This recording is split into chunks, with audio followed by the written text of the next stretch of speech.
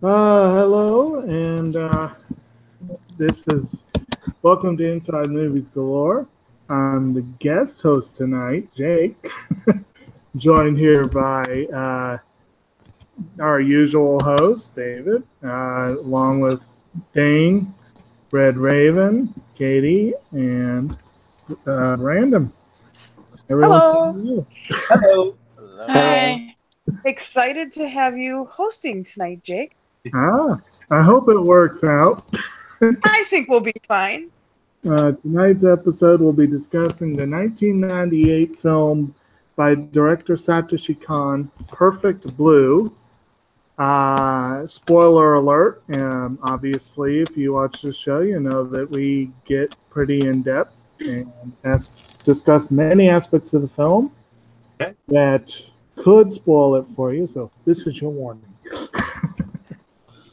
And I guess I'll go ahead and for the basic synopsis here,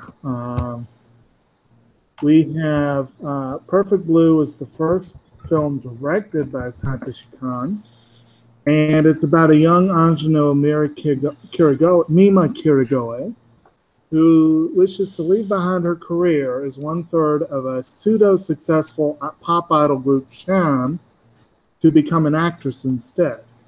And I know, Brandon, you know the movie really well. Did you want to do the full synopsis, or you want me to finish off on that? I guess he's got it muted. So.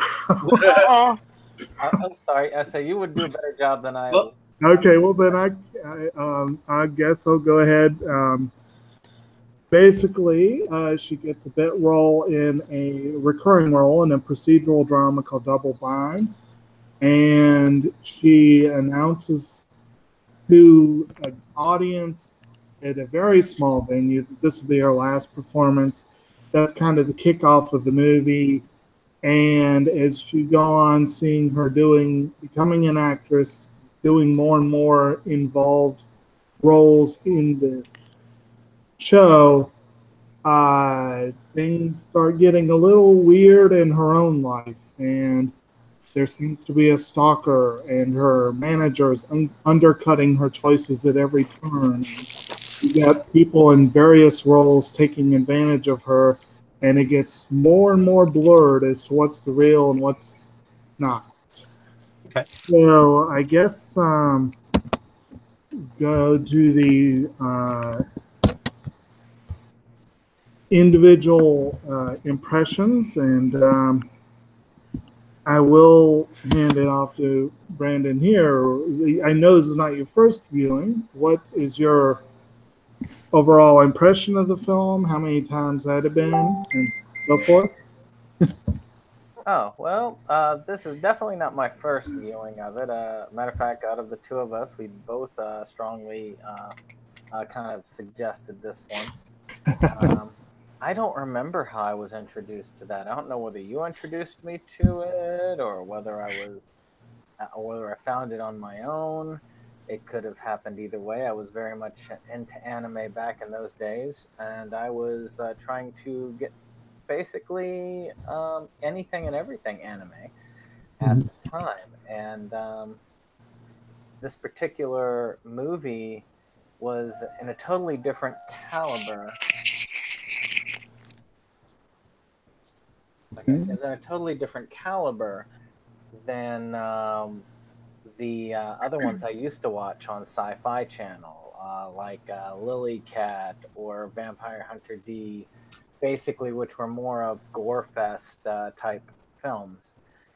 To me, this was just a general something much more artistic, something that had a story, that had a heart to it, and kept you in suspense. So to me, it hit me on all levels when I saw it, and it continues to hold up to me even to this day.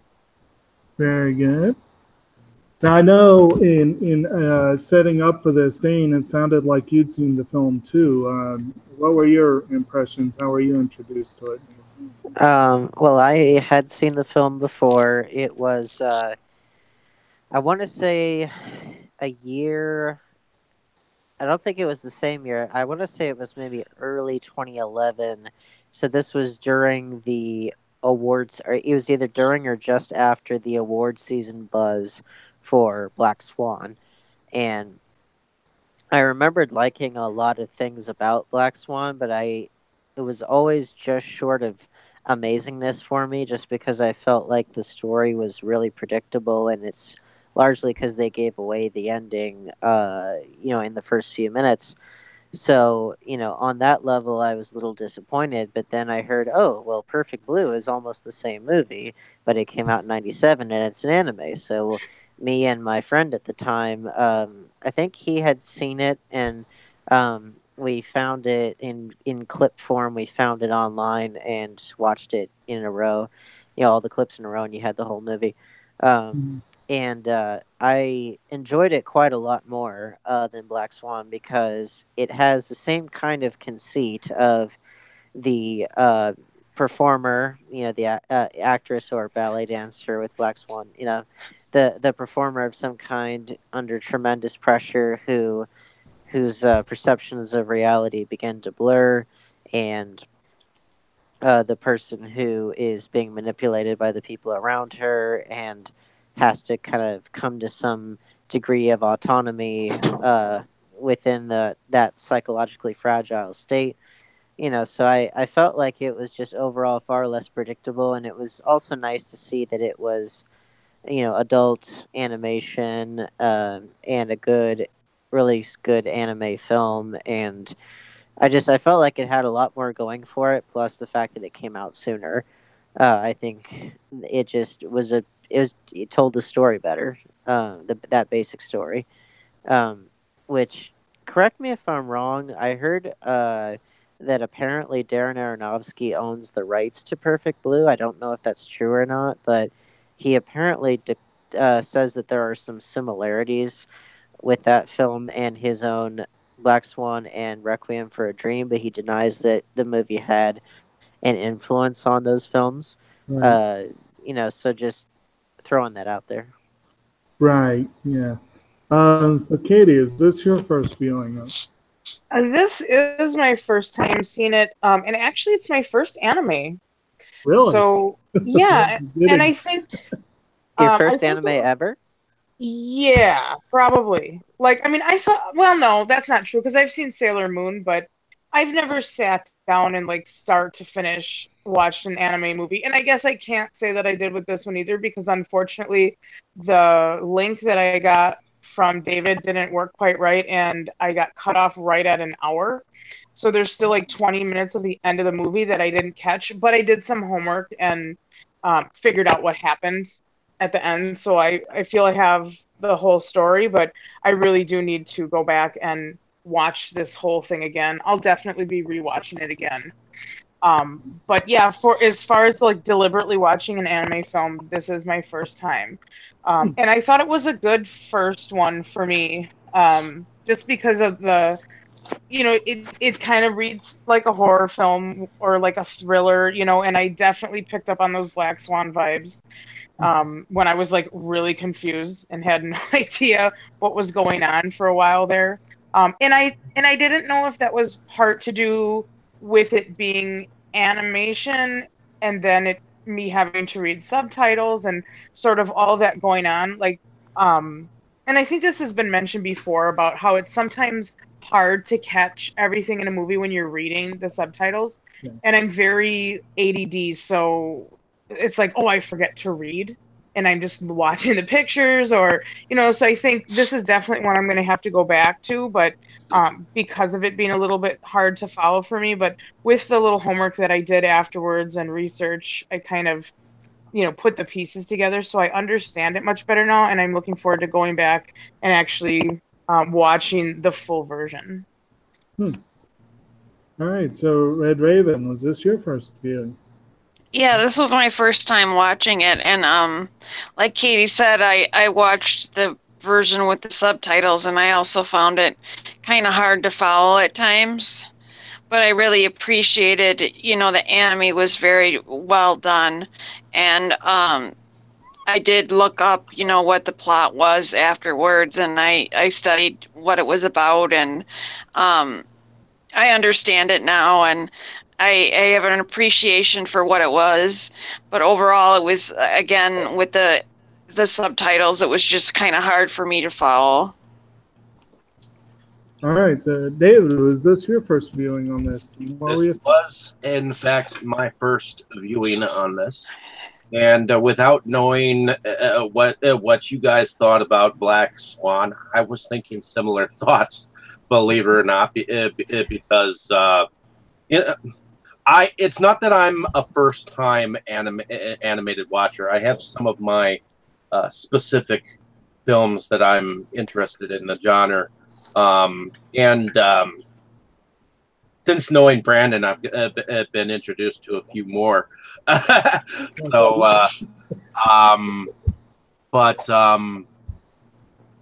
I have to say, as far as the animation goes, I thought the animation was actually really good. It wasn't like a motion picture comic where it was like just, minimal moving. It was actually more than the normal. I'm not sure how to describe it because there are different kinds of animation out there, and there are ones that just have like pictures just looming towards you. And then bubbles of words and just images, or there's the ones that are actually animated and their heads move and their mouths somewhat move, and that's where this one kind of plays into factor. Well, why in anime why their mouths don't move all that much? Or rather, they don't move in any kind of phonetic way. The reason why is because that way it can be easy to dub it into any language that's needed. Right. Although they have gotten a lot better with that. I feel like a lot of studios, Kyoto Animation in particular, are really detailed in their body movements, and the mouth flaps, as they say, are becoming better than they used to be back in the day. But I think, yeah, you're probably right. At least at the time, that was probably a consideration. As far as for me, I think this was my fourth watch. I think. Brandon, I can help you a little bit. You introduced me to the film. I know that. I had never heard of Satoshi Kon before that, but I can't remember if I borrowed it or you showed it to me. I can't remember that. I do know that I went out and got it at the first opportunity, only to find out I'd accidentally picked up a bootleg, and I'm still peeved about that. I'm peeved about the fact that the movie has been out of print for many years. But when G-Kids did the 20th anniversary screenings a couple weeks ago, I made a point to go see it. And when I watched it again over the weekend, it was the first time I'd seen the English dub. So now I've seen both versions. And yeah, so Red Raven, the English dub is quite good. So if you have trouble with the subtitles, you could give the English dub a try. And it's not Is that one easily available? The English dub? Well, man, the movie is not easily available right now. Sometimes you can catch it on YouTube before it's taken down. Yeah. And this was based off a novel too, right? Yeah. Yes, it is, but it's very different from the novel, supposedly. I read commentary that Satoshi Kon and the writer of the film, who's what was his name? They had decided that the novel was pretty much unfilmable as is, so they just wanted to do their version. And Tadayuki Murai wrote the film. And there is a live-action adaptation that's supposedly much closer, but the limited commentary I found on it is that people didn't really like it. So, the novels apparently are well-liked. I guess it's just one of those ones where sometimes it doesn't translate as well unless you really kind of do some translation. But the first couple times I saw it were probably at least 10 years ago, and it has long been one of my favorite animated films. So that's one reason why we were pushing for it this time. And I was excited when G Kids did that theatrical release because I'm hoping that will make it more available. That maybe G Kids will release it finally, re-release it, or Through Shout you Factory. know, Through Shout Factory. yeah, that'd be good. And I still think it deserves a Criterion release too. But I did have an issue with the subtitles on the new viewing because I was in the front row in the movie theater, and it's really hard to watch a movie like that when you're right on top of the screen and trying to watch subtitles. But it was still interesting. But anyway, I guess so. The next part of it is the talking about the basic plot. We already did a little bit of synopsis, but I guess we'll did anyone have any comments on the plot that I didn't cover in the basic synopsis that you think would be worth launching into, like further development on what actually happens or what have you? Well, the way I personally take the film, okay, she's this pop star. And she's evidently at a point in her life where sales aren't going up. She's got to change her lifestyle around, and even though the people around her are saying, "But you're a pop star. You came here to Tokyo to become a singer," and her agent is like, "But have you seen the sales lately? We haven't really sold anything." So. So she gets that acting role on a drama series that just so happens to be about a serial killer, and then in the next what is it episode, the writer writes her in as the killer. So ultimately, we don't know how long that goes. And what about that photographer? Did she in fact actually become a model? I was kind of confused as whether she actually became a model while she was acting, or was that just part of the drama series? Do you know? It seemed like it was just part of what she was doing professionally. Like it just ended up. But wasn't there a lot of reality versus illusion where it's like there was times where I didn't know if what she was doing was in her head, like where her brain was taking her on this illusion, or if it was actually reality and what was actually happening for her. Right. I think most of what happened was in the movie, but they did a lot of intercutting with her real life and doing it in such a way to keep you off your feet and keep you guessing. I definitely thought that model part was very much part of the show, but it does throw you. The first time you see it, you're like, oh, wait, that's a scene. Oh. And I will say this. I mean, people who have watched it, I mean, one of the things that was commented when we watched it again, and I don't think people really understand this about Japanese culture as opposed to American culture when it comes to pop singing, which is that they make next to nothing. They are basically worked near to death for very little money, even the famous ones. So trying to go into an acting career would actually be very what's the word? Lucrative? Yeah, lucrative. Thank you. That's the L one I'm thinking of.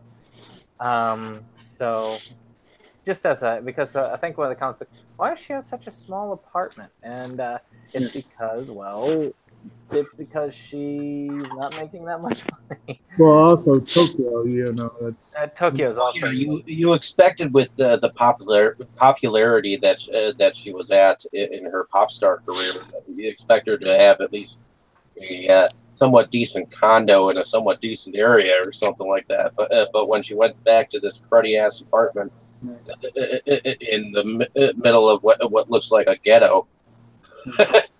Well, you also, if you look at the details and what have you, and again, like Brandon said, this getting into Japanese culture and everything. The people who were her fans were pretty obsessive. But you look at the venue they were performing in, and then there was the part where after her bandmates went and became a duo, and then they charted, and she was so excited. So it wasn't like they were big stars to begin with, because when the duo charted, that was an historic thing for the group.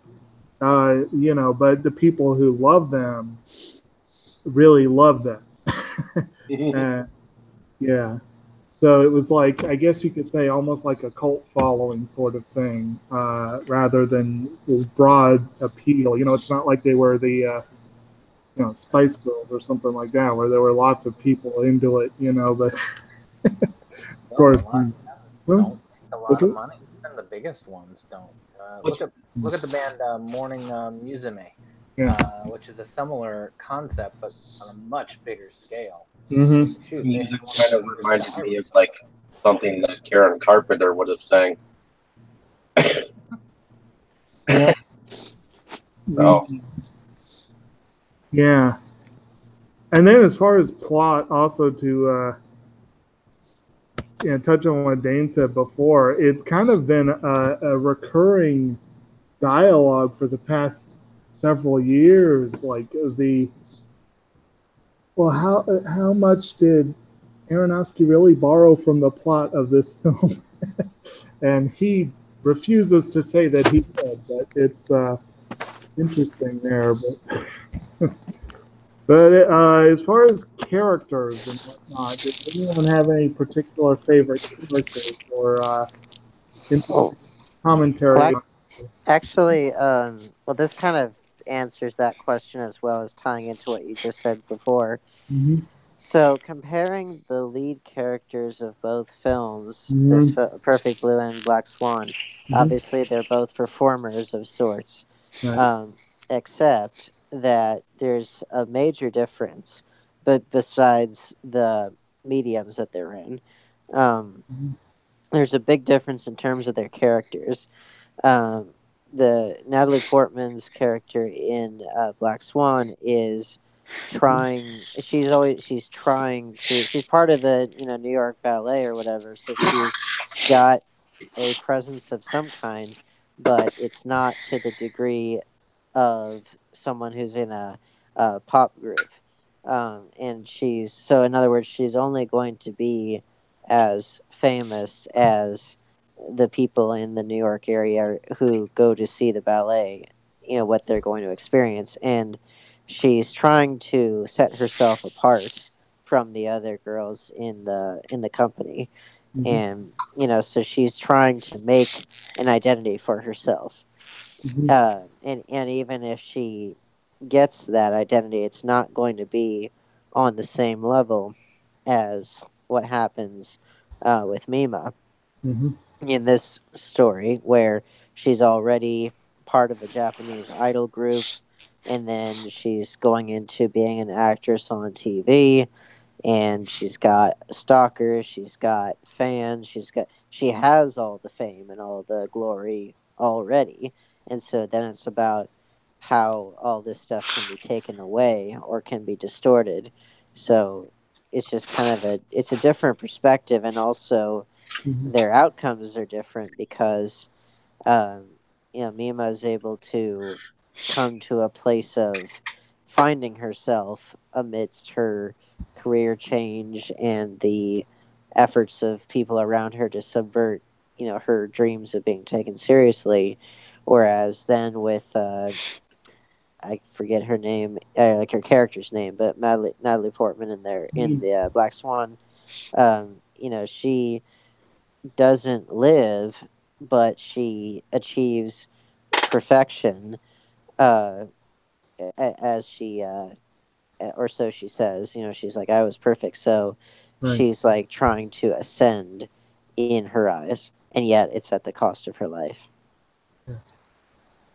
I found it very curious that the character of Mimi was very uh, um, that she didn't really know a lot about computers, and that she had to be told what a website was. Right. Well, also keep in mind that was 1997, and it wasn't like everyone and their dog had a blog, or had a WordPress account, or just things like that. It was a different world back then, even for the Japanese, and they tend to be more technologically advanced than us. Yeah, 97. I was just learning about email and things myself.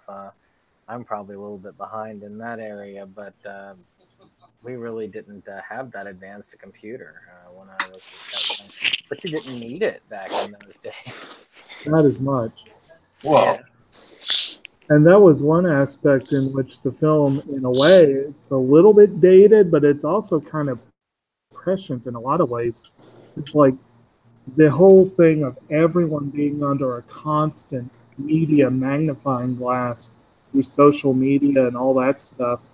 Um, it wouldn't have really been a thing then. And yes, it's a little dated because she is so ignorant of the whole scene.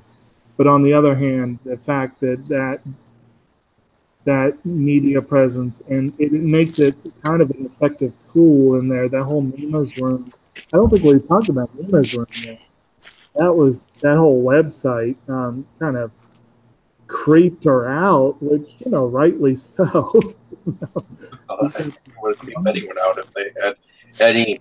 It was like a diary of like her daily events, and Right. then what about the freak's computer room? Well, imagine if this movie came out today, like what happened with the Ghostbusters actresses and Rose from The Last Jedi, with all the Twitter harassment and or even like with Gamergate, like people getting harassed or death threats or whatever. It's like it would be that plus like times 100. Yeah, this was very much that sort of nerd rage directed at her from a lot of these people. Yeah, it was smooth. But yeah, and what do y'all think? Did anyone have any strong feelings about the character Rumi, her manager? There was something weird about her, I felt right away and couldn't put my finger on it.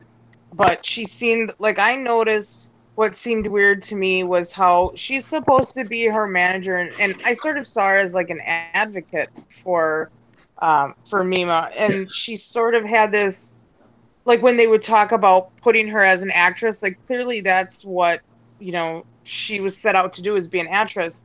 And Rumi kept talking about, oh, she's a pop star. It seemed like she was trying to hold her back in a way.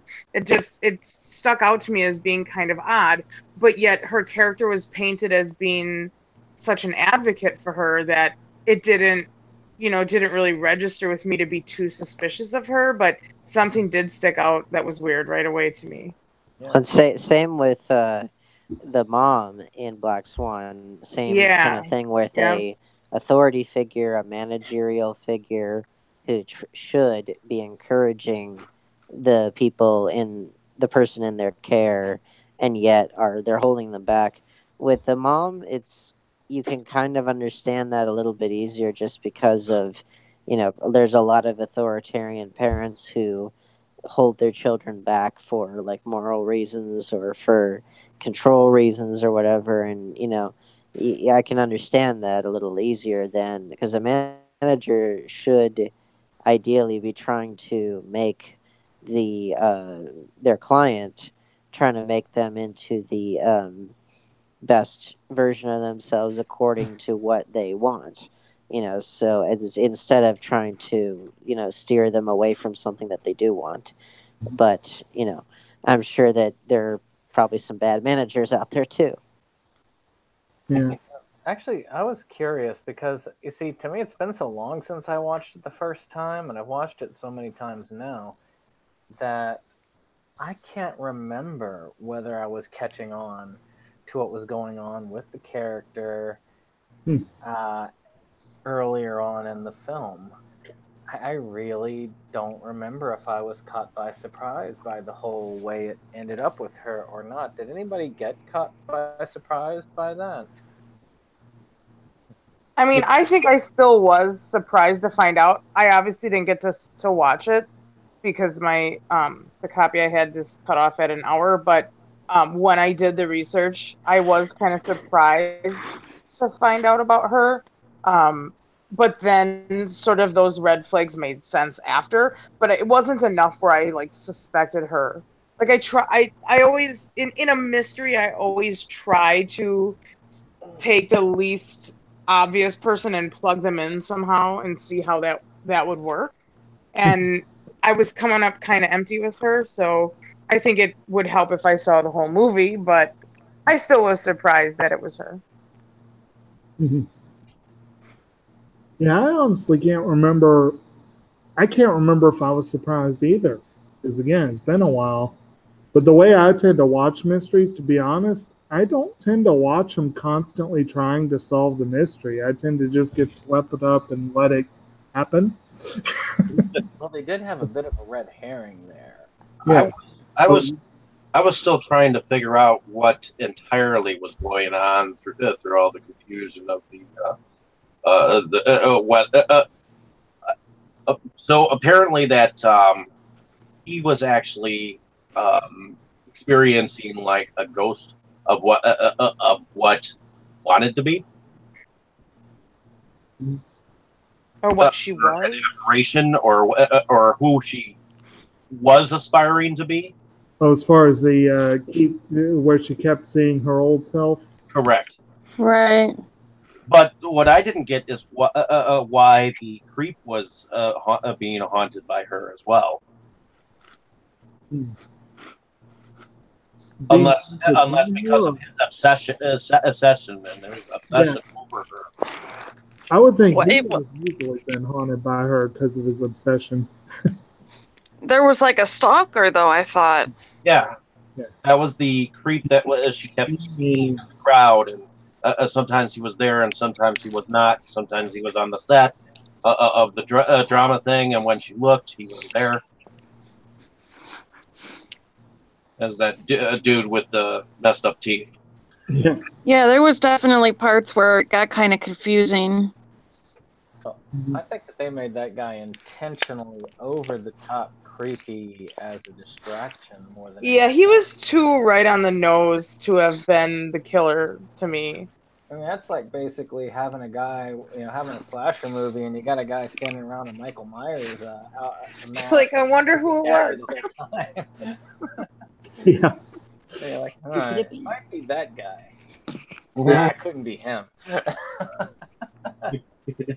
And on the other hand, he was kind of also a stand-in for those people who do get too hung up on celebrity and just kind of too obsessed. He was, in the end, kind of harmless, but on the other hand, he kind of represented, I guess, that it's not always totally harmless. Go up and buy all the model magazines that were in that. And then you saw them all stacked up in his room. It was like total meme room there. Well, look at real life stalkers like John Hinckley Jr., who was obsessed with, with Jodie Foster, and he thought that assassinating President Reagan would impress her because of her role in Taxi Driver. When, well, first of all, he failed on all counts, but it's just like it's just the way that the way that the stalker's mind works is alarmingly obsessive and without proper boundaries or limitations, just a disconnect from reality. Right. I guess the next normally what's up? Oh, I thought you were throwing something out there. Okay. And I guess normally now we'd be talking about the effects, but since it's an animated film, there wasn't really that much in the way of effects. But what do y'all think as far as like the way the animation and the camera work and whatnot serve the story or didn't, or I thought it was really good. you I know? thought there was some really cool, fade in and out of scenes and like different things. It felt very adult. Like, Mhm. when you think about animation, I mean, obviously I grew up with animation as a child first, but I also got to experience South Park and things like that where, Beavis and Butthead, where it's geared a little bit more towards more mature things. Maybe not Beavis and Butthead. Yeah. Maybe not South Park either. But um, this is just a little bit different where, that comedic element really isn't there. And I thought, I could see it the way it was shot. I mean, I guess that's how you would describe it, the way it's shot. Mhm. If it would have been done with, live action people, it would have been a really smooth, well shot film, I thought. So I definitely picked up on that and thought that was really cool. And having not ever really seen anime before, anything that was, adult oriented like that, I was kind of surprised.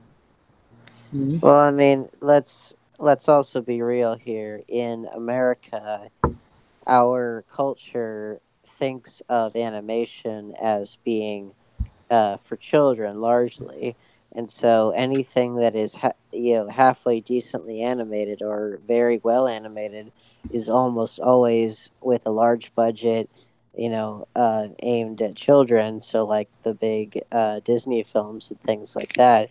So then when you get things that are aimed at adults, you get much simpler animation just to because you keep costs down, and also because there's this implicit understanding that if the animation is more stiff and not as much of an effort focused on making it look fluid or super colorful or anything, then the dialogue's got to carry it, and it's got to, it's just that's like the way that it is in our culture. Like something like South Park, which is so, amazingly well written and, obviously a cultural milestone, made its mark from having this really simplistic, you know, um, construction paper type animation. Even though the animation's gotten a lot more complex as the show has gone on, it still has maintained that very simple style.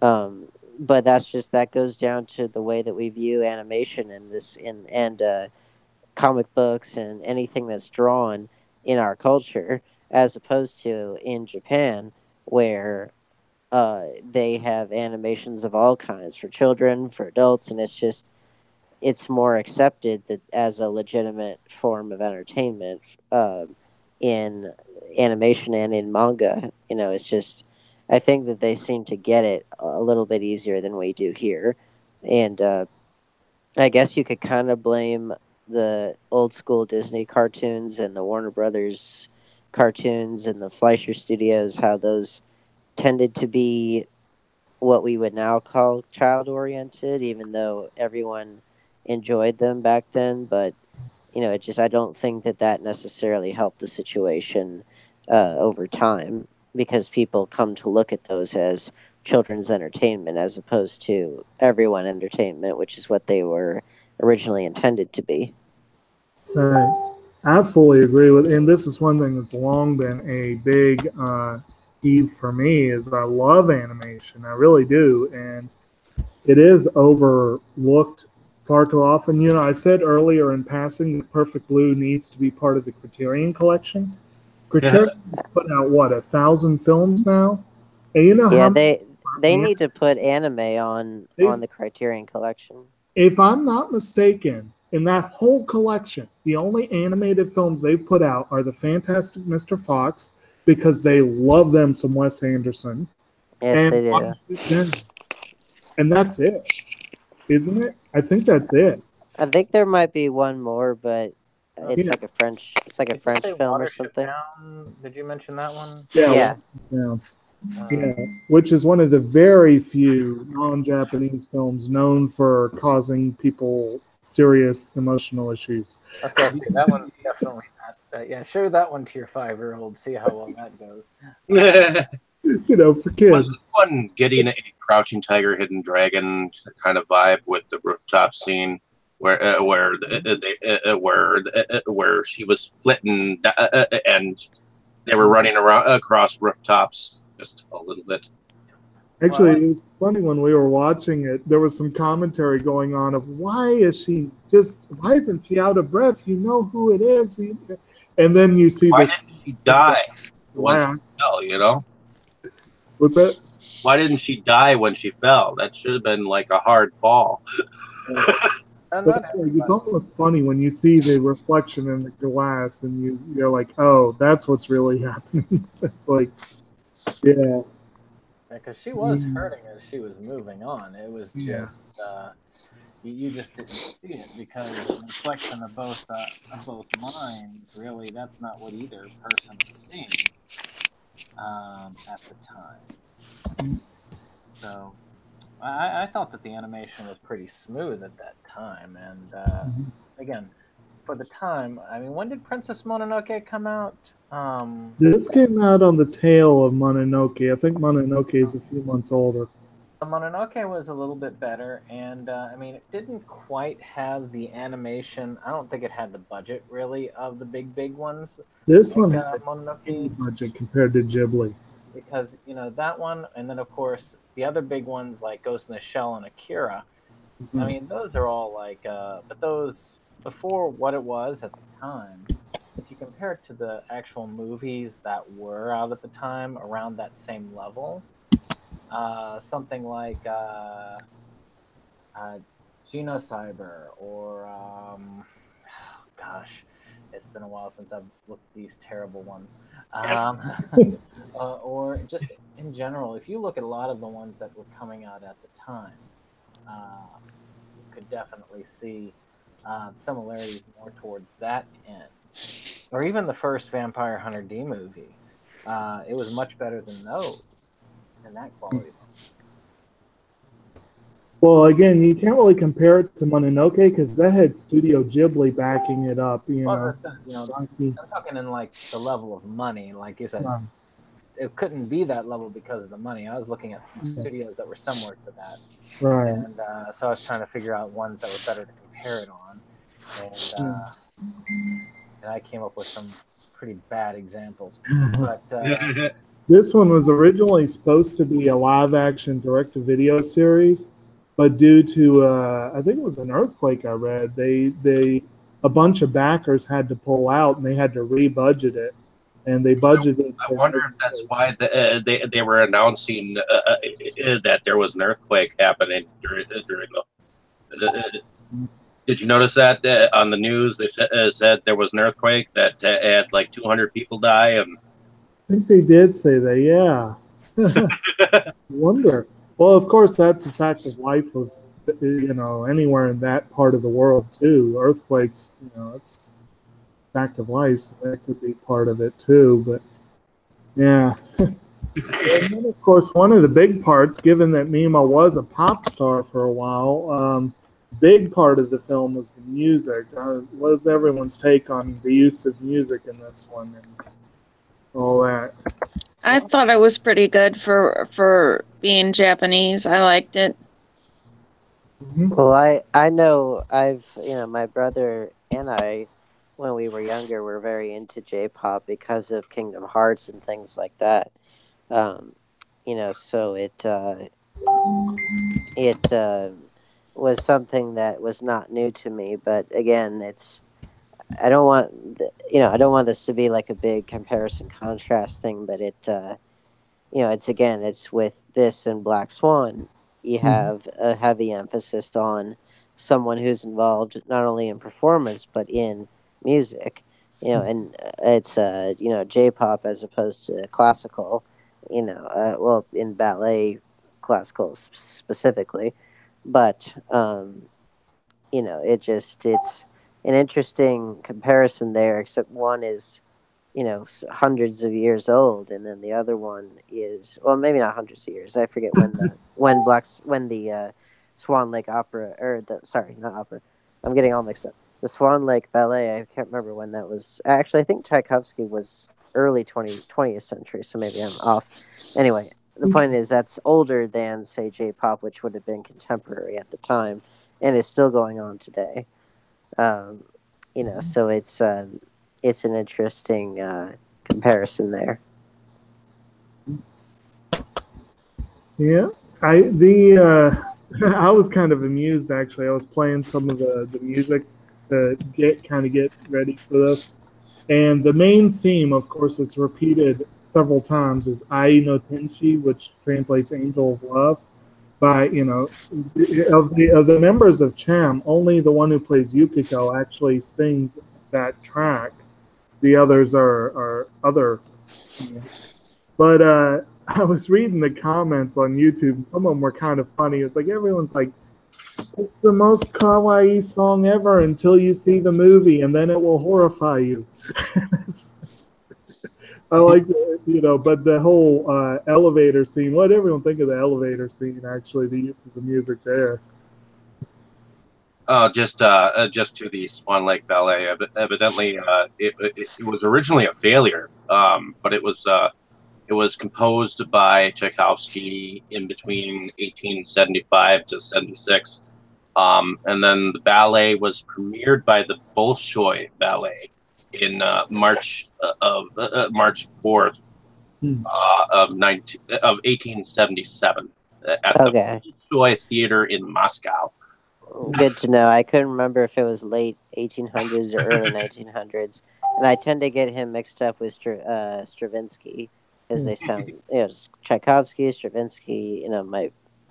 My brain lumps people together in weird ways sometimes. I think Tchaikovsky was working into the 20th century, but yeah, I thought he was. Yeah. And let's see here. You're talking about the elevator scene, and I have to say, out of all of the scenes in the film, that was probably the only scene that really had me creeped out. When the elevator opens up and all you see is the CD player just playing the music. Mm-hmm. Well, 98 was a cassette player, but but even then, I mean, that to me, when it opens up, you can hear the music just loudly blaring, and you see just that, something is going to go down behind them. Yeah. That to me just creeped me out. Just sent a shiver up my spine, just temporarily. And to me, that was one of the creepiest parts of the film. Mm-hmm. Yeah, pretty cool. And then, okay, so any additional favorite scenes that anyone had? Any particular favorite element of the film, or what have you? I liked the scene where she has to play the rape victim. That always stuck out to me, just because, I haven't done such a scene in any of my films yet. Not that I necessarily want to, because that's always a very touchy subject, and I'm sure it must be extremely difficult to film. But they also show how difficult such a thing is to simulate and to be in that place emotionally. And it looked no further than The Last Tango in Paris, for an example of someone that had undergone a tremendous amount of psychological stress and scarring in something that was ultimately simulated. But I think it shows the grim reality that goes into even putting something fake on film. Mm-hmm. Yeah, I found that scene kind of rough, but then I generally don't like those scenes if I can help them. But it was very effective narratively, I thought. Yeah, exactly. But that's my point, is that I don't think any scene like that is necessarily easy to sit through, or I'm sure especially to make. But it shows that how that's not an easy thing to go through, even if it's not real. All right. Anyone? Any other thoughts on that?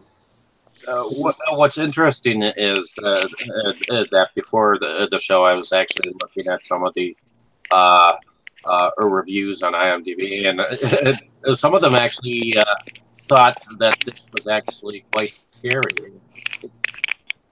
The what? That this film was actually quite scary. Ah. Like it was a horror. It had a horror element to it. I mean, I guess in a sense because he was getting scared because of that previous self trying to take over and bring her back to being a pop star, and that creep following her. I guess there were elements of a thriller, but I don't see this film as being scary in any way. Well, I felt like it had definitely some horror / thriller elements to it. The death scenes where people are getting murdered, I mean, that's pretty gory considering, like, if it was done with like live action with practical effects. I mean, like, the one guy gets stabbed in his eyeball and his crotch and everything, so that was pretty graphic. I feel like that level of gore might classify it as a horror film. Also considering the mystery and the thriller aspect of it, but I guess Black Swan also teeters on that line as well. Yeah, it does. It's Black I would call them both psychological horror to a certain extent. Swan was one of the most viscerally unsettling movies I've ever seen. It creeped me out, and it didn't scare me. It creeped me out. And the thing is the same thing here. The main character is in such a paranoid headspace that when you got a movie where someone's like really paranoid, there is an element of horror there. You know what I mean? Well, it's horror that's more uncomfortable and like really like you can't take your eyes off the screen, but it's a really just not comfortable place to be, as opposed to like what you would now consider a modern concept of horror, which is like a jump scare every 5 seconds, which is not to me what horror is. What horror is exactly like how I described it. It's like feeling something that really gets under your skin and really makes you uncomfortable. And I know that not everyone's going to feel that way, but anticipating what's behind around the corner, it's there, but they're not showing it to you yet. You hear it. That or you create a mood that only gets more uncomfortable the more that you're there. Like a good example of that is another Darren Aronofsky film, Mother, which a lot of people hated. I really loved it, and we watched it, but it just the whole mood throughout is one of heightening uncomfortability until it just completely lets loose, and it is very unsettling, very uncomfortable, and to me that's what's really horrifying is whenever you don't feel comfortable. If you're watching a horror film and you feel comfortable, then the filmmakers haven't done their job. Exactly. If you haven't at least bounced at least once or at least flinched, they're doing something wrong. Even if you don't have to like jump out of your seat with like a sudden scare, it's more just the fact that you should feel like your world has been turned upside down for a few hours. And I think films in general should do that, not just horror films, but the good ones know how to do that. I seem to remember seeing Jaws in its 35 millimeter element, but there was this guy in front of me that was just maniacally laughing through the entire thing. And I was like, dude, which one? Jaws. He was laughing through the entire movie, and it was hard to watch the film. But I mean, I still enjoyed watching it in its 35 millimeter element. But here's a good. It's funny you say that because that person could have been possibly either mentally ill or could have been not scared by it at all, or could have been so scared that their coping mechanism was to laugh. So there's all kinds of ways to look at it. I remember when I was watching Hereditary in the theater, which I didn't really like. I thought it was very overrated. Is that the But one there with the was, piano wire, where the person tries to saw their head off or something like that? yeah, that's it. Ugh. Yeah, I didn't really like the movie all that much. Like, there's a lot of stuff I liked about it, but just overall, it was very predictable, and it reminded me way too much of Rosemary's Baby, which I also don't really like all that much. Even though objectively it's good, it's just not a favorite of mine. Uh, but it's like when I was watching Hereditary, I was thinking to myself, it would like when the little girl was holding her head out the window. It's like it'd be really funny if she ran into something, her head came off, and then guess what happened? That happened. Right after I thought that happened, and I laughed. Not out loud, but just in my head, I was like that. I don't know. I just was like, I didn't mean it, but but that's where my brain went, and I just, so I'm sure that there's, a reaction perhaps like that. I don't know. The point is that there's a lot of ways one can react whenever you're faced with something scary or unsettling or whatever. With that's just, but I think that way in a lot of movies. I was like, oh, wouldn't it be funny if this thing happened all of a sudden, just randomly? And that's what happened with Hereditary. She stuck her head out and her head came off. Well, Everybody else, I think, was really horrified at that moment. I was kind of laughing on the inside. I always think that it's when you talk about like horror itself, sometimes it's not just sometimes it's little things that are around in the environment, things that weren't even meant to be there. A good example. I remember a trip I took with my mother to Disneyland. Both of us had never been before, so we said, you know what, we're just gonna go since I'm an adult now and he's older. We're both gonna go.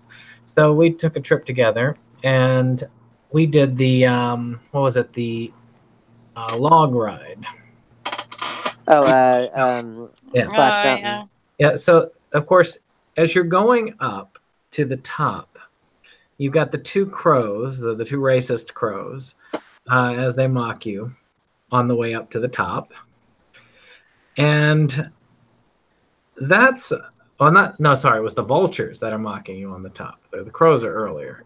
Well, I thought the crows are from Dumbo, though, right? They also reused that, though, in the... Oh, you're right. Yeah, they had them in a couple different things. But the thing that was there is not only were the vultures mocking you as you're going to the top, but on top of that, there was a child screaming bloody murder that they wanted to leave the ride. But of course, you can't really leave the ride as it's going up the track at this point. It's pretty much as they said, you can't go back now. It's like, best turn back now, if only you could. I have to admit, when I was younger, I had a couple of experiences at Disney World where I was too scared and I had to get off the ride. I think Magic Mountain was one of them when I was like 3 or 4 years old. I think my parents took me on Magic Mountain. We got into the car. We got a little bit. They were just about to start the ride. I was like, I am not feeling it. But then later, I was like 8 or 9, and I don't know if you remember the Mission Earth exhibit. Yeah, that's the one with the G-force, right? After they tore that down and brought this new thing in, where apparently there's in the middle of the room there are all these chairs, and you're being told that you're about to contact a new life from another world, and so you're all being led into this room, and you all sit down, and then all of a sudden the lights go out, the glass breaks, the chairs start to move, you start feeling like water on your neck, You know, the whole room is vibrating. I had to get the fuck out of there. I like how the talk of Perfect Blue got well into Disney somehow. This is. And afterwards, I heard that when they first opened that same specific ride, someone actually had a heart attack. Oh. Well, they had that short-lived. Well, not short-lived. It was around for a few years in Tomorrowland. They had Alien Encounter Extraterrestrial, which they then it was apparently I never was there when it was up, but it was apparently so scary, that it kind of stuck out relative to the other rides. And then they changed it to a Lilo and Stitch ride, which I did go on that one, and I really didn't care for it because, well, number one, I think Stitch is really annoying, and that's number one, and number two, it was, I don't know, it was just so obvious that they were trying to put a Band-Aid on what was previously a cool ride that just didn't necessarily fit in with Disney as a brand. It didn't really work for me. But the point is that, like, that's a good example of atmosphere, and being stuck in an uncomfortable place can really get to your core of what horror is. Mm-hmm. Alrighty. So, did anyone have any other favorite scenes or moments or what have you? I feel like I can't pick one because I didn't see the whole movie. Unfortunately, you can't comment on one of the ones I wanted to talk about, which was the final line. Just one thing that I found interesting is that the final line takes a whole new meaning if you think about the fact that the original Japanese dub, the voice of Rumi voices it, but in the English dub, the voice of Mima voices it, but it's Mima saying the line. I just thought that was kind of a weird little interesting thing. It's kind of like I guess the English version, they give it that extra little touch of happy, what have you. But it's just a weird little thing. But I used to be a big time fish keeper. I worked in a fish store. I love the fact that she has neon tetras. It's for some reason it was nostalgic for me to see that in an anime. I don't know why. The tetra food is weird. But I guess should we say any additional? That reminds me. Did the fish really die, or were they actually still living? She was still alive. I think she was. That was my impression. Was that she was? That was a nightmare vision, if you will. Okay. Well, hard to kill those things though, so I don't know. Alrighty. What did y'all think on that? Did anyone else feel definitely they were alive or dead? Well, wasn't there supposed to be another room that was created by Rumi that's supposed to look like Mima's room, like a double? Yeah, I think that she had the apartment. Were the dead fish in there? It could be that was what she was saying, is that she was in the wrong. I think it's because that she was reading that blog. She started imagining that there was another room and there was another girl exactly like her, and that's why she imagined the whole room. The whole meaning was an imagined effort on her part. So confusing. So, as far as the final or additional notes, I did find a lot of background info, a lot of stuff, but did anyone else find anything that they specifically wanted to bring up that things you know about the I will say overall the rating of the film is quite good. IMDb has it as 7.9. ANN Anime News Network has it at 8.02. Rotten Tomatoes 75%. I mean, pretty good ratings overall. And Terry Gilliam rated it among the best 50 animated films. Which, if Gilliam says that, then that tells you it's a weird film. Well, and he's obviously, he had an animation background on Monty Python, Right. so it's like that does carry some weight, even though his style is almost like a proto South Park style in the sense that it's like cardboard cutouts, but nonetheless, very surreal. Right. And I remember this list actually, but I saw a listing here, the Entertainment Weekly. I remember they did a list of the best unseen films from the past 20 years. And this was maybe not the lone animated film, but it was one of the few. They had some really good movies on that list, and I was impressed that they included it. I remember that when I looked it up. But the one thing I wanted to point out that I thought was really cool that shows something about the following this film has put out. When it first came to the U.S. in 1999, it had a crap screening. I don't know how many theaters it screened in, but it didn't. It was a total niche thing. Spirited Away didn't come out for 2 years after that. So anime was still like, I guess it probably played in a few New York theaters or something. It made $112,536 in its first run. This 20th anniversary screening played 2 nights only, and made 420,881. So in 2 nights, it quintupled its original box office in the U.S. Well, also keep in mind that America was still really new to anime as a whole. The ones that were breaking the mold were like Sailor Moon and Dragon Ball Z, but then the one that shattered the mold unbelievably and irreparably was obviously Pokemon. But that was still obviously very much a little kid phenomenon that adults trying to understand it, they really couldn't. And I mean, that was, of course, the whole premise behind the South Park episode Shin Pokemon is that, adults couldn't wrap their heads around what it was all about. And, that you could easily say the same thing about the anime art form in general at that time. Well, and also, possibly even still today in terms of the mainstream. this one, Brandon did bring up Princess Mononoke. Mononoke got a decent theatrical run here, not a great one, but a decent one. And this one came out in the wake of Mononoke.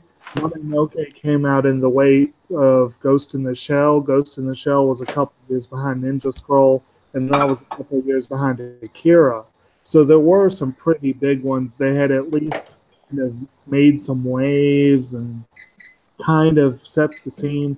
But even counting Akira and Ninja Scroll, Perfect Blue was kind of shocking even in Japan when it came out.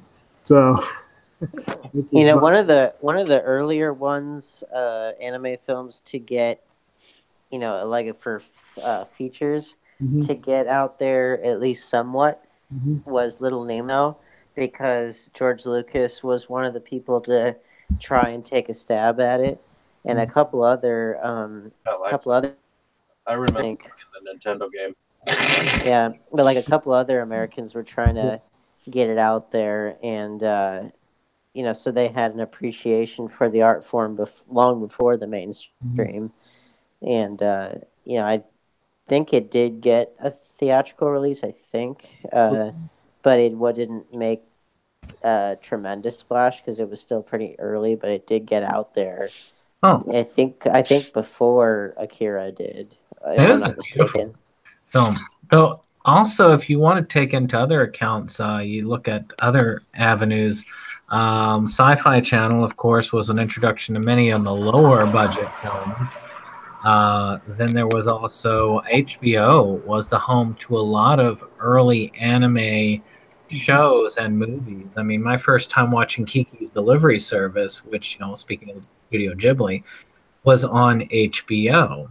And that was way before I actually even cared about anime. In fact, I remember talking to Brandon here a couple days ago about a film that I remembered seeing, but I couldn't remember the name of it. and he came up with it.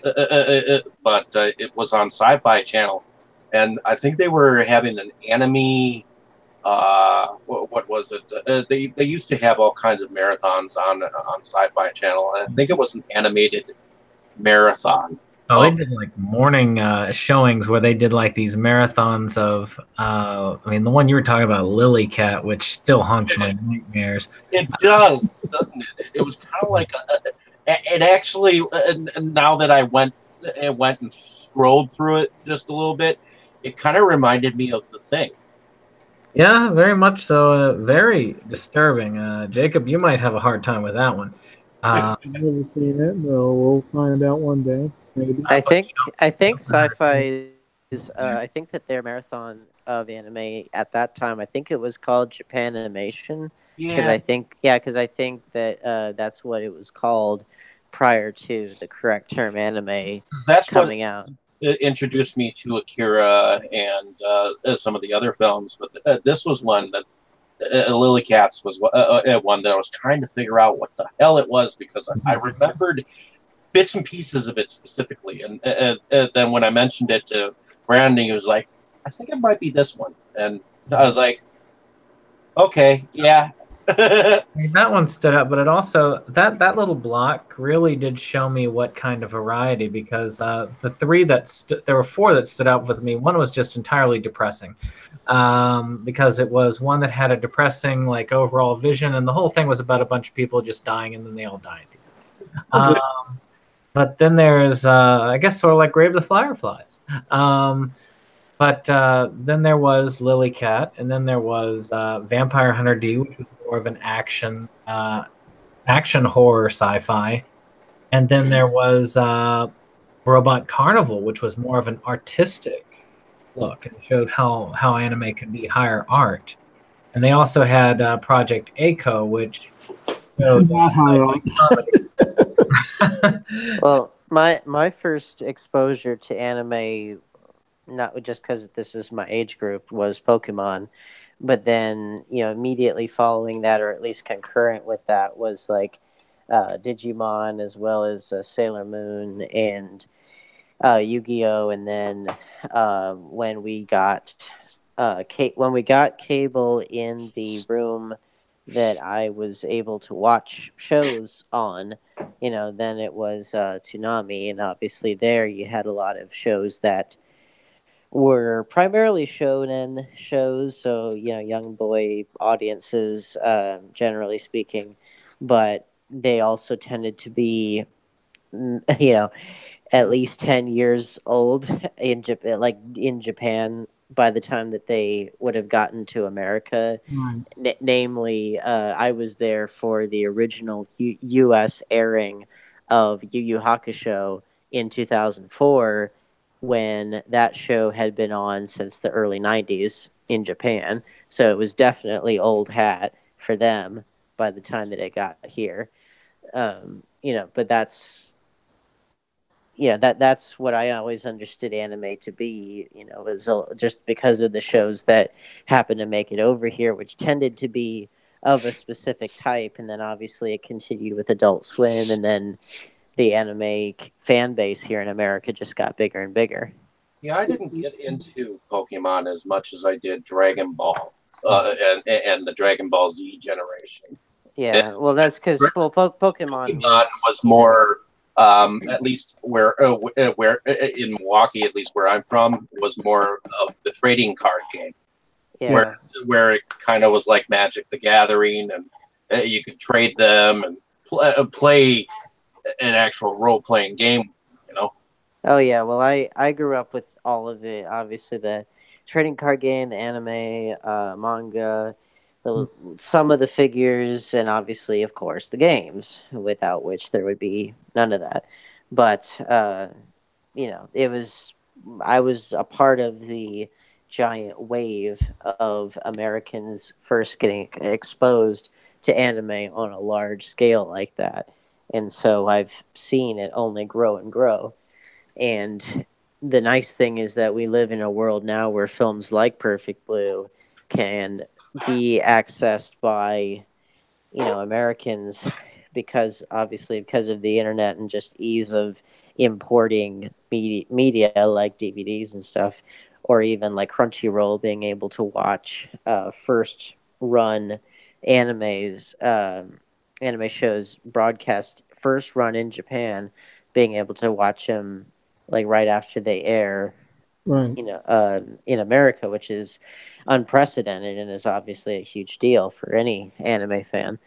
But it's just I think we're living in an unprecedented time where everyone is able to access that art form and obviously all that it has to offer for kids, for little kids and up to adults, like with Perfect Blue.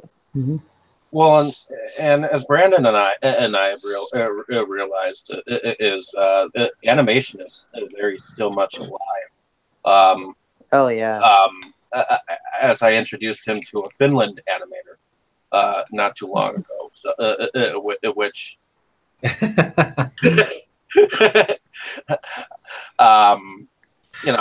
it's current, so.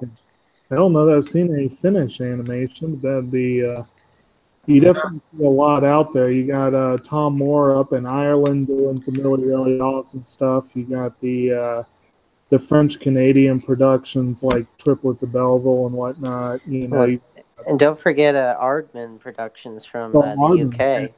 They're awesome.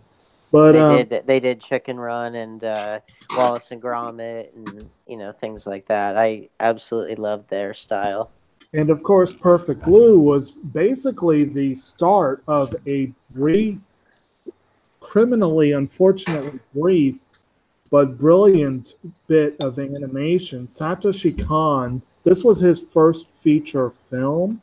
His previous work as a director was an OVA for JoJo's Bizarre Adventure. He did 3 episodes as a director, 1 as a writer.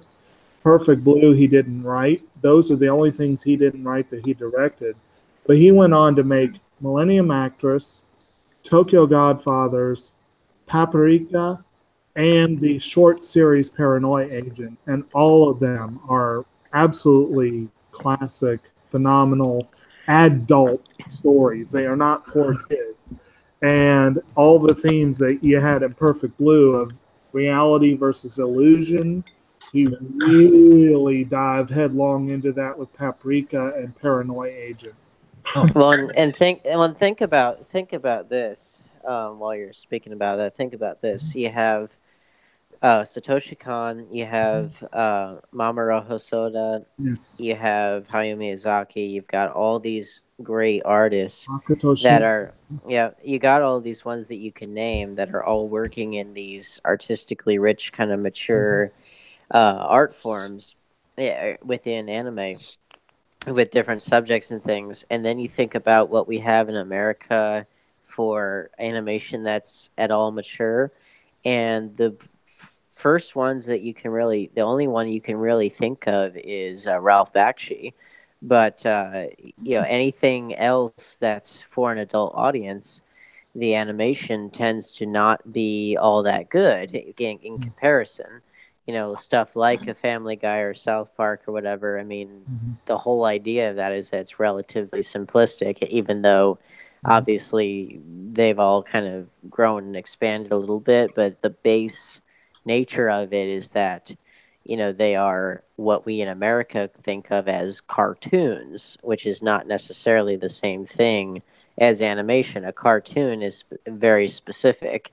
So it's just, again, that speaks to the way that we in America tend to not value things that are drawn, or at least we tend to think of them as being simplistic or for kids or a doodle or whatever. Even a lot of kid shows that are 2D animated are largely done on Flash now, and they don't have quite the richness that they may have once had. I don't know if we're ever going to get another Batman the Animated Series in terms of the quality of animation or storytelling necessarily. I disagree. What's up? I actually disagree with that on the level, because you have things, though, yes, the animation is very different in style and at times looks rehashed on the surface.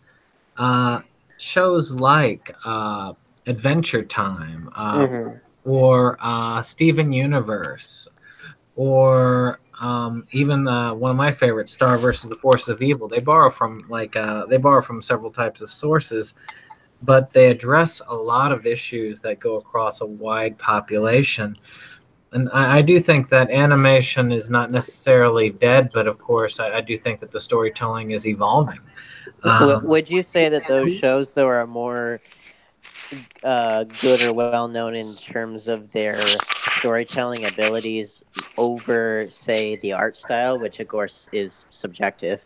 Because, the reason why I say that is because, like, I look at Adventure Time as I've seen I have not really watched the show much, but I've seen the characters, and I'm like, What's interesting is like the style doesn't really appeal to me, just in the way it looks. But again, I watched that's that super, finished one. but that's super subjective, you know. what's interesting is one of the writers behind Adventure Time is actually from Wisconsin. So I believe he did a film, or the writer, one of the writers of Adventure Time. He did a short film called The Trap, which was kind of funny. And I think he recently had he wrote one of the segments in Monsterland, which was a somewhat recent anthology that Dread Central put out. Now, I will say, I don't think, Brandon, any of the ones you mentioned really refute Dane's argument about the level of animation.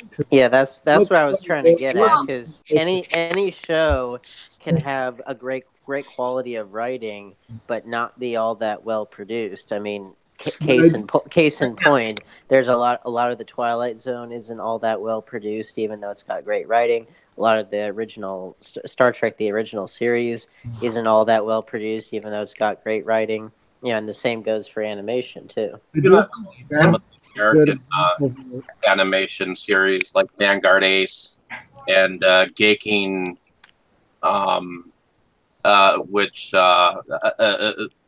Starzinger, the series. These were all animation series put out by William Winkler in like the 2010 to 2012. I do think the Batman you brought up is one that's a good example of one that artistically was very impressive, that was not really a cartoon for kids. It was kid friendly, but it was for all ages. Also, And that's kind of what I'm getting at, is that not only did it have quality writing, but the art style was very high quality, and they took a lot of care in the backgrounds, in the shadows, the lighting, the colors, the perspective. You know, it's like that's really high caliber stuff. Like, we're coming up in a few weeks, we're going to be doing Coco. That is a visually stunning film. And it is a all ages film. It appeals to different levels. But I do say it is hard to think of American films that are strictly for adults that actually. So that is a good point. Most of the stuff, animation that's strictly for adults, is like. Yeah. It tends not to look very good. One exception to that, actually, and it was a comedy, which I'm kind of surprised that they managed to get it to look as good as it did, was Sausage Party, in terms of the quality of how the characters look, their textures and everything. It looked a lot better than I expected it to on whatever it was, a $20 million budget. But apparently they also had the animators work for next to nothing and long hours, so maybe that had something to do with it. Don't look at me the wrong way, but I took my friend's autistic 11-year-old to see Sausage Party. What? That was a wise thing to do.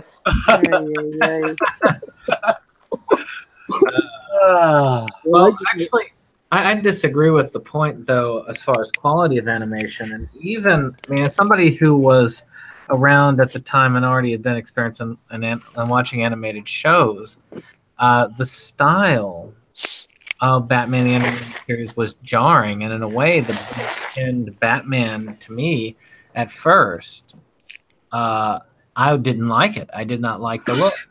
And I did not consider it a great thing. I thought it was a cheap way of doing it. It was after I had gotten used to it that I had seen that the quality of the animation and the backgrounds, which deteriorated over time. Mm-hmm. When you get to the later seasons, it's actually downright terrible looking. But again, if you go to some of these other ones that I gave as examples, Star versus the Forces of Evil, or even Adventure Time, because that's a style that is very jarring. Mm-hmm. And as somebody who also looked at that and said, ugh, I'm not watching that, when I first watched it, after I got into it and I saw that they would experiment with different art techniques, different animation styles, and the animation quality. The art style was the art style, but the art style is going to be the art style. But the quality got better as it went on. And despite things, I don't consider Batman an animation for adults. It was an animation for kids that appealed to adults. Same thing with Adventure Time. Is it is an animation to children that appeals to adults. Now, finding an animation show that appeals to adults that doesn't look like, say, BoJack Horseman. Well, that's really what I'm trying to get at, is that stuff that is made for adults in America almost tends to be really repulsive looking, or tends to be like Family Guy looks looks like what Americans think of as a cartoon. Like that is what Americans think of when they think of cartoon.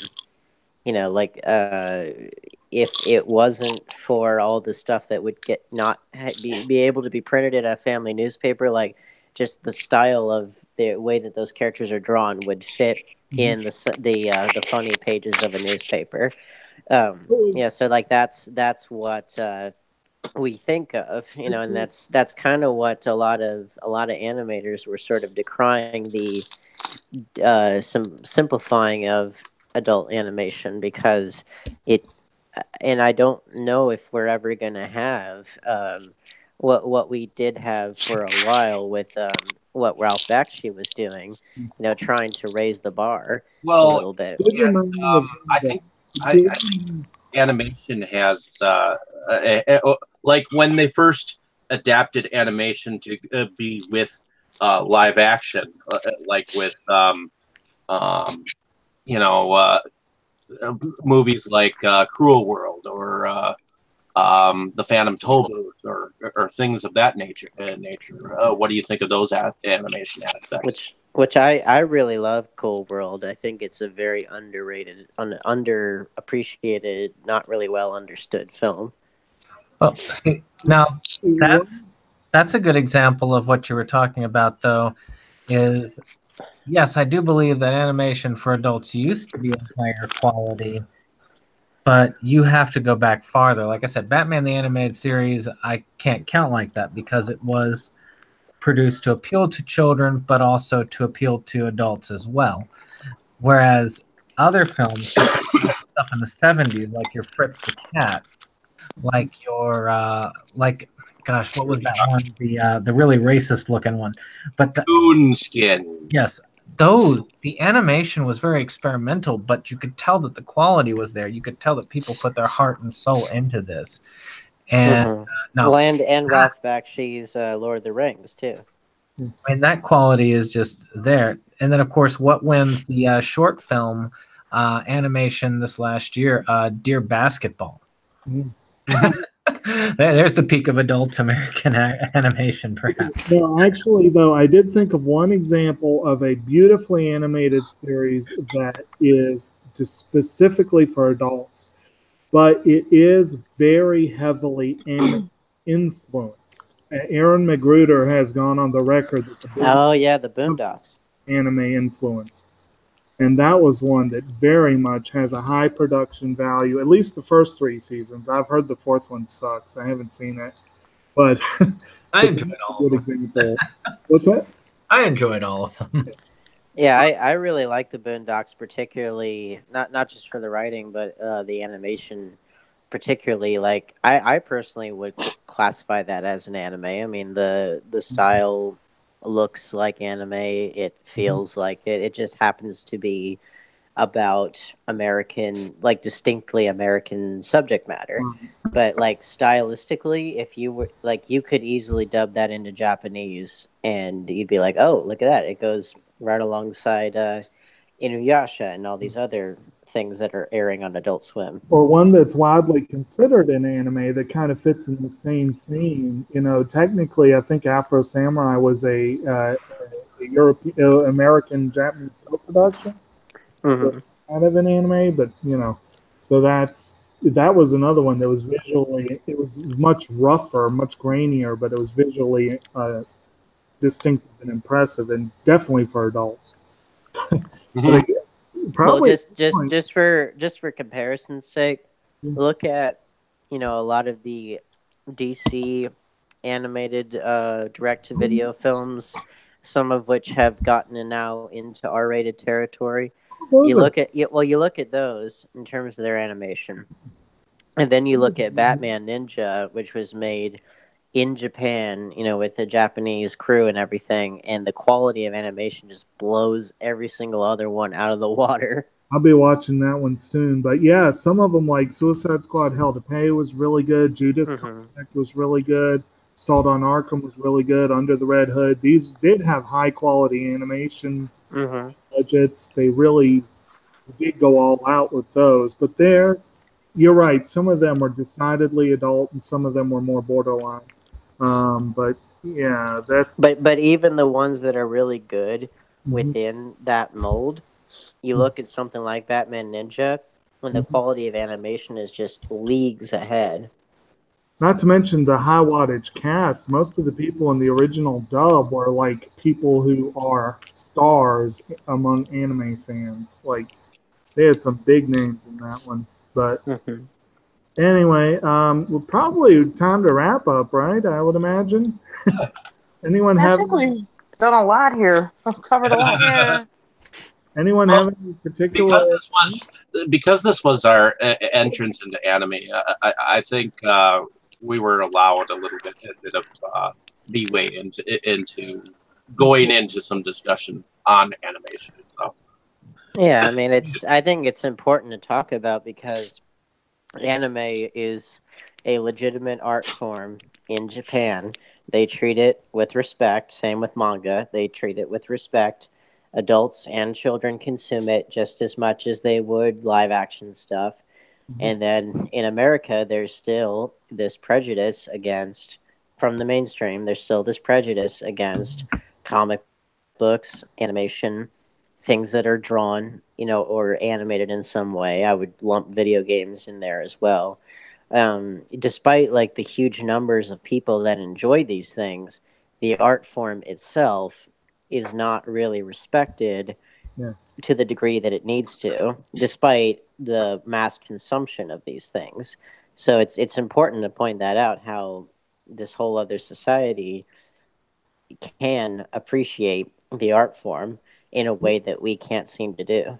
Like a good example this past year at the Oscars, Coco won both awards it was up for, animated feature and original song. It deserved to win both awards. It should have been up for production design. It should have been up in the sound categories. It should have been up for original score. There are so many films that often should dominate the Oscars that get a token nod, or if that, Mm-hmm. because yeah, you're right, they're not taken seriously enough. Your Name was shut out, and it was one of the most stunning films of the past decade, but it was shut out completely. So they got a long ways to go in terms of. Well, first of all, I mean, the Oscars is never. It's people like to think of it as a meritocracy. It's not. It's just a lot of people in Hollywood patting themselves on the back for what I would call B to B plus quality work.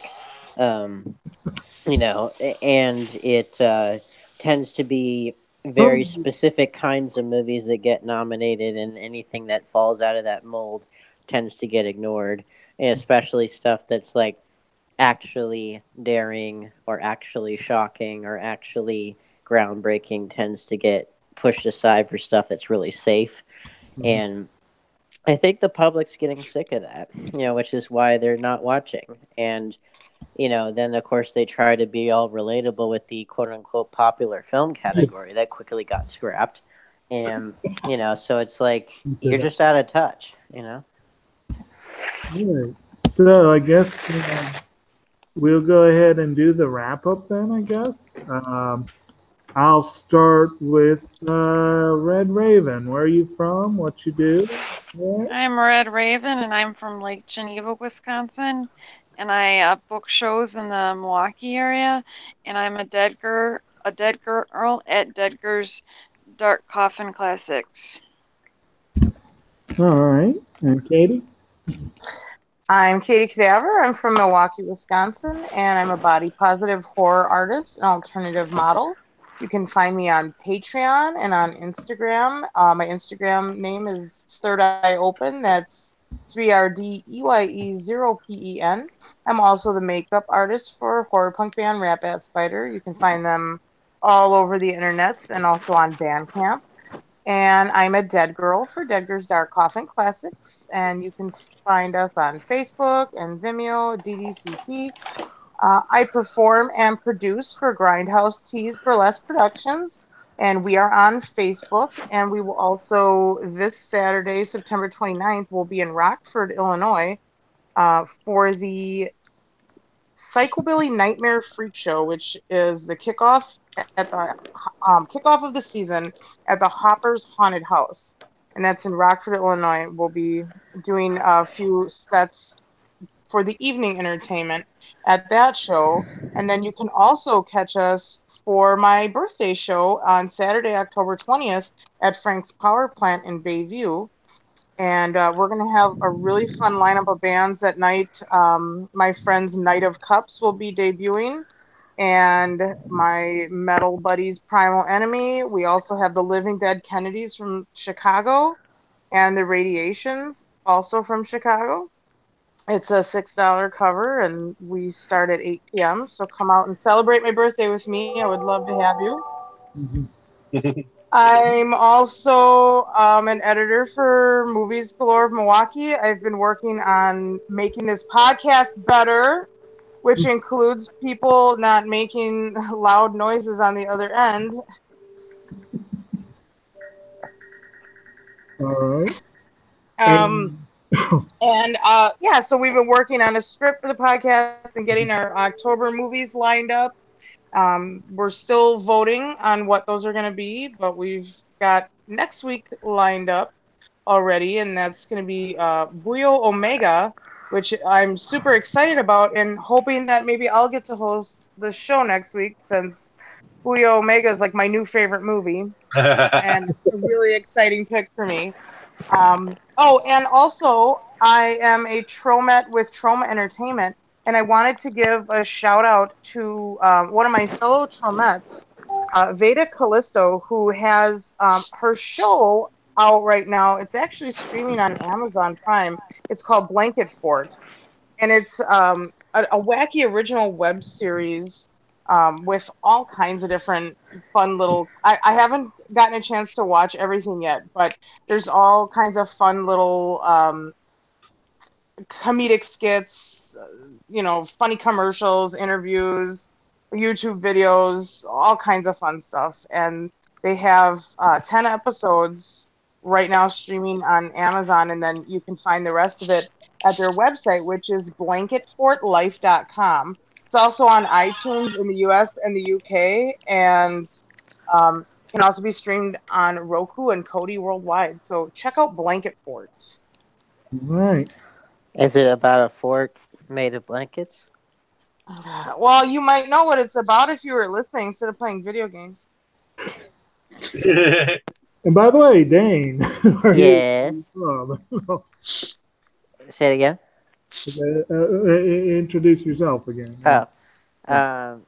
Well, I am Dane Kyle, independent filmmaker out of Charlotte, North Carolina, and I am what am I doing? I'm in the midst of quite a few projects. The latest of which is a horror short that I'm gonna do for one called it's a horror anthology feature film called Creepypasta, which was done by Tony Newton of Trash Arts, same people that just recently did the Clownsploitation anthology, which I was a part of. Eventually end up on Trauma. Yep, and so that's going to happen before the deadline, which is going to be on Halloween. That's the deadline. So now the question is, can I actually, be able to finish it in time? And I'm sure working on it, but that's the big quest of the filmmaker, trying to finish things in a reasonable amount of time to make your deadline. All right. David, you can go ahead. Alrighty. I am normally your host for this podcast, which is called Inside Movies Galore. But I also blog at Movies Galore Milwaukee. But lately, I've been focusing more on video reviews on the same channel that we podcast on. So definitely check some of my newest reviews out. I'm definitely going to be providing some cool reviews of many different things. So I'm also a producer, so check out some of my stuff on IMDb. All right. Brandon? I'm, of course, from Septum Sen versus the World. And we are all about that physical media. We do reviews, we do pickup videos, and we talk about what Blu-rays and DVDs are coming out to a store near you. Of course, I do some reviews off and on for Movies Galore. I've actually got one watched. I just have to film the review and edit it. And since it's short, you'd think it wouldn't take that much time, but I would be wrong apparently on that. As far as any suggestions, I know that was something that we were trying to do. One thing that I finished recently was a show on Netflix called Little Witch Academia, which, since we're watching an anime, I thought that would be appropriate to refer one that is kind of cute, sort of like a mixture of Worst Witch and Harry Potter as a series. And it is a very fun, entertaining, lighthearted series. I recommend it to anybody who enjoys that. What's it called again? Little Witch Academia. Okay. Is that different my than kid will probably love it. Is that different than My Hero Academia? Yes. Yes. I figured as much, but good to find out. But it's also a good show. That one is too. But Alrighty. All right. And I suppose this week I have, for better or worse, been your host. I'm Jake, aka Kotobuki Jake. I'm also here in Central Virginia, where I frequently guest on Septum Sin versus the World. I do videos with Septum and solo. And in fact, we've just posted one over the weekend that was going to be fancier, but he posted it before I got to edit it, so it's very simple. But it was a commentary on The Great American Read. I did do the 10 books over the summer, so I wanted to do a video on that, so that worked out pretty good, I think. I also do have my own channel, Kotobuki Jake, which is dedicated to nature and the natural world. I'm not very good at updating that, but every now and then. Similarly, I have a Hub Pages account, Kotobuki Jake, that is very seldom updated, but every now and then, and I have an idea for an article that may be coming up soon.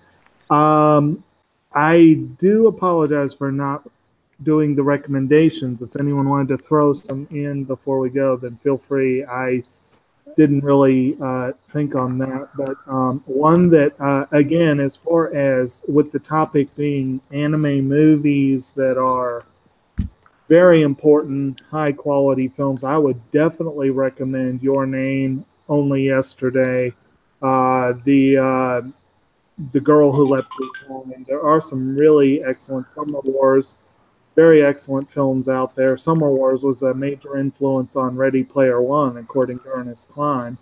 And right now I'm going through a series called Chihaya Furu, which is pretty awesome so far. But that probably does it for me this week. I think hopefully y'all enjoyed this. I am going to hand it back to David to let us go, though, since this is your thing. I think you should probably be the one to send us off. Okay. Before I send us off, did anyone else have any recommendations that they would think of this moment to let anyone else know of a film that they are watching at this point in time that they could let know the public, and then I'm sure we'll say our goodbyes. Well, it's not a film, and I'm not currently watching it. But for anime, my favorite anime series of all time is Gunslinger Girl, which it's a very very sad anime. It's about these basically these broken orphan girls that are taken by the Italian government and used. They're remade as cyborgs and used as killing machines for the government. And it's about kind of their quest to hold on to whatever kind of humanity they have left while executing the requirements of their job, and kind of how their handlers do or don't treat them like human beings. And it's a really really sad show, but also very moving in spots, and with plenty of bloody action and stuff. But mostly I think the characters are just so rich that anybody that likes anime should definitely give it a chance. Oh, beautiful animation and music on that one. Oh yeah. I guess there is one recommendation that I would like to put out there. It's an anthology that was done in 2013 called Extraordinary Tales. It's 5 tales adapted from Edgar Allan Poe's stories. And I saw it several years back at the Milwaukee Film Festival. And shortly afterwards, it actually got a release. I would, for animation purposes, it was directed by Raul Garcia, and it had the voices of Christopher Lee, Bela Lugosi, Julian Sands, so definitely check it out. Okay. Was it a recent thing, or what? But with older voices? It was an anthology that was put together in 2013, but it didn't hit any of the circuits until rather recently, and then it finally got a release, like maybe within the last maybe a year and a half ago.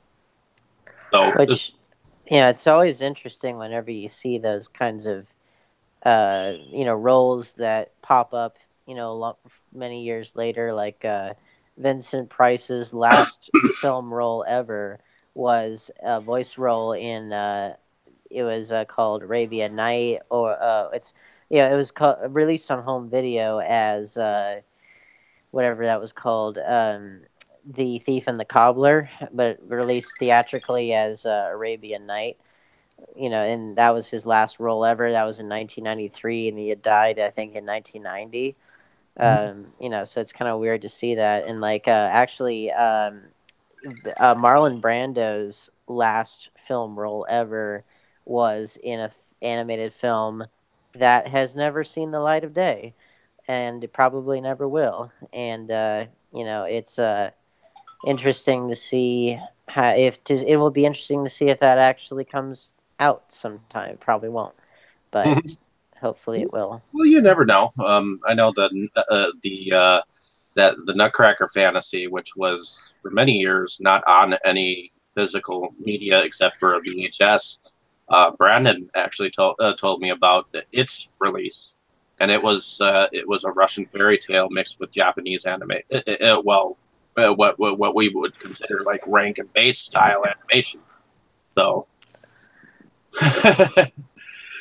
but in any case, everyone say good night. Good night. Night. Good night, everybody. Good night.